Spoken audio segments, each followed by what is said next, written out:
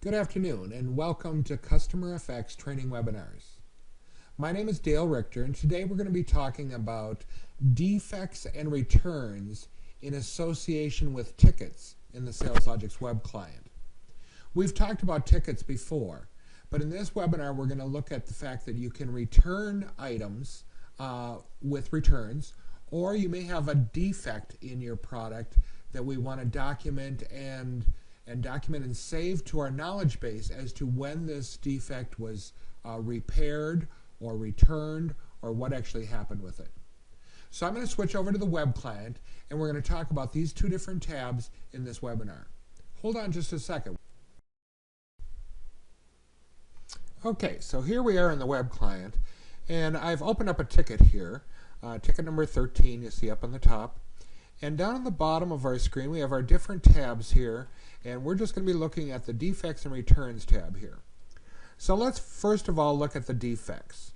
And I've got one listed under this ticket already, but I'm going to go ahead and add another one. So I'm just going to click on the plus sign here, and it brings my Insert Defect dialog box up here. So we have several fields. First of all, we have a project. So if there's a project name that we have associated with that, we can list that in there, or if we just choose one from the pick list. In the version found, so remember we're talking about defects here, so we could have our different versions listed in the pick list here and pick a version where this defect was found. Target version means when do you plan on having this fixed? Hopefully we have it fixed in the next version. Now these fields may or may not apply to your business, but we can certainly take off or add on different fields that would apply to your business on this screen. Current progress then, where do we find it? Has it not been found? Are we going to replace the item? What are we going to do? And again, I'm just going to put pending here. And then actually fixed in a version, if we have a different version, like, and they're talking about like with software here, if you have software versions. Then we have our area, category, and issue. So I can go in here and choose what area. Was it hardware? Was it a handheld device? What was it? Was it damaged? Was it the software? If I choose software and click on OK there. Over on the right-hand side, then the source. Where did we get this from? Was it from the manufacturer? Was it the software? What was it exactly? Type of defect. We have our priority we can set on this, a severity, how bad is it, and frequency, does it happen all the time or is it intermittent? And then in the subject line down here we could go ahead and put our problem in here. Handheld, let me see, handheld device does not connect.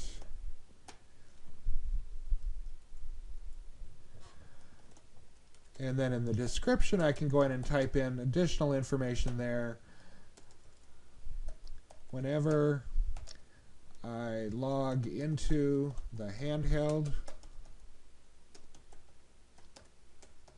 it locks up. Now, if we had a resolution for that, we could certainly put the resolution down there, but this is a defect here we're stating. Who has access to this? We can give public access if we want to, either internal, just for ourselves, or to the customer. Up in the top, we can submit this also for our speed search or approve it for a speed search, so it would be available when people search in our knowledge base. We want to assign this defect to someone, and we can assign that to either a user, a team, or under system here, we can choose everyone. So I'm just going to go under user and choose one of my users here, Lee Hogan, and click on OK. It automatically brings in Lee Hogan's phone number from our employee file. The assigned date puts in today's date. And the owner of this is everyone, meaning everyone has access to this defect record. So now remember, we're in the web client here, so before we leave this screen, we want to go up to the upper right-hand corner and click on Save, and we will save that defect. That defect then is associated with that ticket, and we could build groups off that defect. So if we had certain individuals that handle our defects, we could have a group with a tab that they could just get to all the tickets that had defects associated with them. So you see here now it actually brought me to the details of that defect, and in the defect it actually has attachments we can attach to it, comments. We've got an audit trail, defect tasks. So we can add tasks in here. We can do tasks. So if we're actually working on the defect or have somebody that's working on the defect, they could add their task right underneath here. If we look under the Details tab, that gives us our subject and description and our resolution once we have that resolution. You'll notice, as I said up on the top of the screen, we have our different tabs. So Defects is an entity of its own where we can build separate groups on all the different defects. So if we have specific people, we could build groups by user.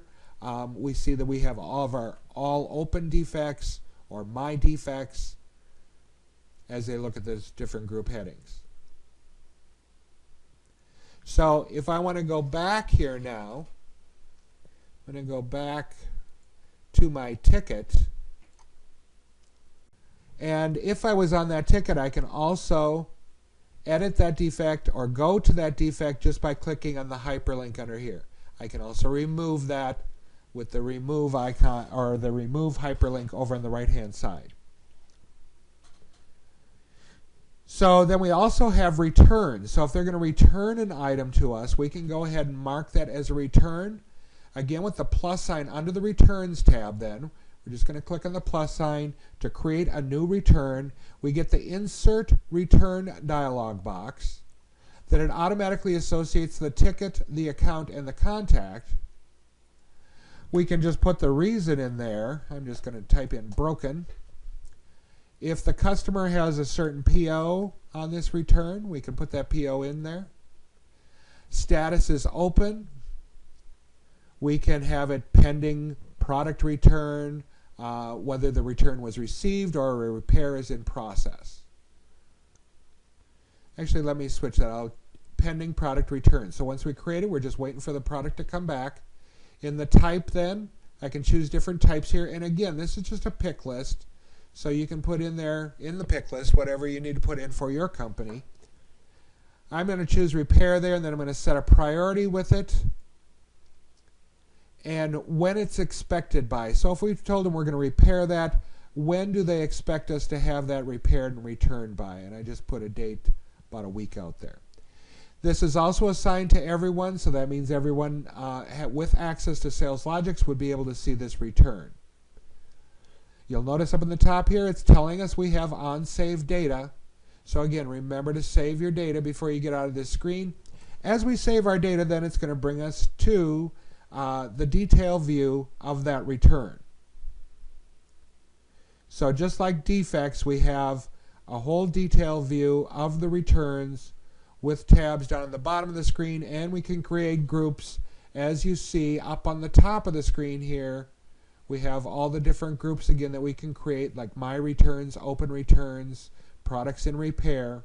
So it's very easy to track what returns we have sitting out there. Down in the bottom then, again, we have attachments. We have shipping details. If we need to ship our return back again once it's repaired. In there we've got tracking numbers, the ship via, the addresses that we can choose from, and any special instructions over on the right there. We also have our defects listed under there. So if this ends up being a defect, we could add a defect right on the return. We have a comments tab. So here I have the hyperlink to go right back to the ticket. I can click on the hyperlink. It brings me right back to that ticket again. So in this webinar, we've talked about returns and defects in association with the tickets. So as I said, we usually start out with a ticket. If that ends up being a defect, we would create a defect in that ticket. Or if it's going to be returned, we would also create that return right within that ticket. I want to thank you for joining me this afternoon, and have a great day.